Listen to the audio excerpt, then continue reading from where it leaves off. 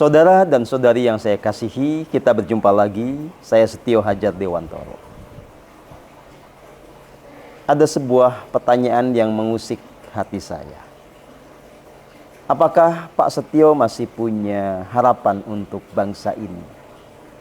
Apakah Anda tidak frustasi melihat bagaimana negara ini menjadi seperti ini? Jauh sekali dari cita-cita kemerdekaan ketika negara ini betul-betul didirikan. Ya, memang tidak gampang menjawab pertanyaan seperti ini. Tapi saya mau cerita begini. Saya terbilang punya banyak kesempatan untuk melihat dunia luar. Saya banyak berjalan-jalan ke banyak negara Eropa, ke beberapa negara Asia.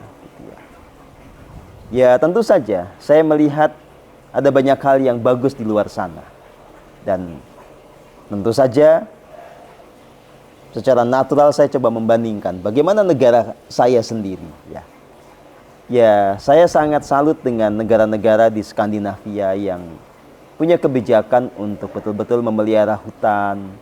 Warganya sangat menghormati hutan dan segala pepohonan yang ada di sana. Dan otomatis mereka juga punya hal yang dibanggakan. Mereka hidup sangat berkelimpahan. Tingkat kebahagiaan lebih tinggi ada di sana. Tapi dunia itu selalu bisa dilihat dengan banyak sudut pandang. Ya, bisa saja ini dikatakan sebagai upaya menghibur diri. Tapi ada banyak hal yang sangat menarik di Indonesia. Nongkrong di warung kopi yang bersahaja. Itu gampang kalau di Indonesia, menikmati makanan-makanan yang enak di pinggir jalan itu ya, dengan suasana yang santai, gampang sekali di Indonesia. Tapi di negara-negara yang sudah maju itu susah. Di Eropa kita susah dapat warung kopi yang ya bisa sangat santai dengan harga yang sangat murah gitu ya. Nah, apalagi kalau misalnya kita lihat Singapura, itu negara yang sangat maju, ekonominya berkembang luar biasa, itu pusat kekuatan finansial lah di Asia gitu ya. Tapi apakah di sana semua orangnya bahagia? Ternyata saudara dan saudari, tidak ada korelasi langsung antara kemajuan ekonomi, kesejahteraan secara finansial dengan kebahagiaan. Saya melihat, harus jujur apa adanya, level kebahagiaan orang Indonesia itu lebih tinggi lah ketimbang level kebahagiaannya orang Singapura. Kita memang kalah sejahtera, tapi kita lebih bahagia.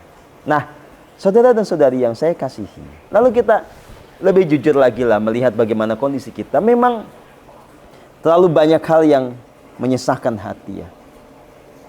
Banyak orang yang tega sekali memanipulasi rakyat jelata, menggunakan kekuasaannya demi menguntungkan dirinya sendiri, merugikan rakyat banyak ya.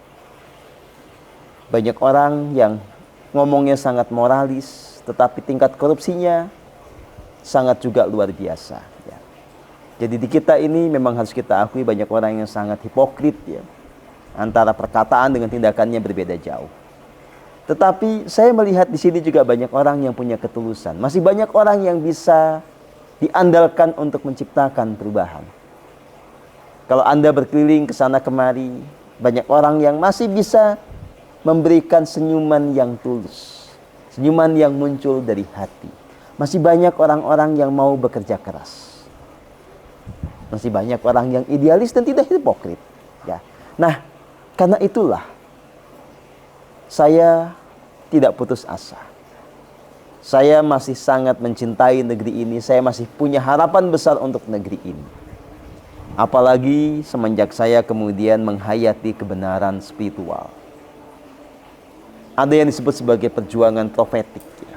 Jadi kita melakukan upaya untuk membangun masa depan baru, masa depan yang berbeda, masa depan yang gemilang, melampaui bahkan imajinasi kita, melampaui analisa kita, melampaui segala kendala yang kita temukan di dalam pikiran kita.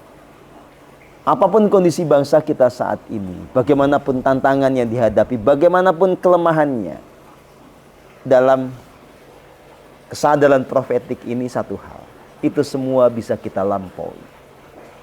Selalu ada kemungkinan terjadinya keajaiban. Keajaiban yang muncul dari hati yang murni. maka mereka yang punya kesadaran spiritual itu tidak akan pernah mengalami keputusasaan. Dia selalu melihat sisi yang indah dari dunia ini. Walaupun dia realistis untuk melihat bahwa memang dunia ini penuh dengan tantangan. Dia bersuka cita karena menyadari betul keberadaan sumber kebahagiaan yang nyata di relung hatinya. Dan pada saat yang sama, dia fokus untuk menjalankan tugasnya, melakukan pekerjaan yang terbaik yang dia bisa lakukan. Dia tidak melekat pada hasilnya, dia tidak memasakkan sebuah target tertentu. Dia mengalir mengikuti gerak semesta. Maka tidak ada di sana kekecewaan atas hasil apapun yang didapat. Tidak ada desperate atau frustasi melihat bahwa kemajuan berjalan lambat. Saudara dan saudari yang saya kasihi, mereka yang berjuang dengan kesadaran spiritual mengerti selalu ada momentum perubahan yang besar. Tugas kita hanya menyiapkan diri, melakukan segala hal yang dibutuhkan agar momentum itu tiba dan agar kita siap ketika momentum itu tiba. Maka saya lewat Persaudaraan Matahari, lewat Perkumpulan Pusaka Indonesia, lewat berbagai lembaga yang saya kelola termasuk beberapa lembaga bisnis, selalu bergerak dalam optimisme. Tidak ada kata pesimis. Saya mengerti betul bahwa perubahan itu pasti terjadi. Bukan perubahan ke arah yang lebih jelek tentunya, tapi perubahan ke arah yang lebih baik.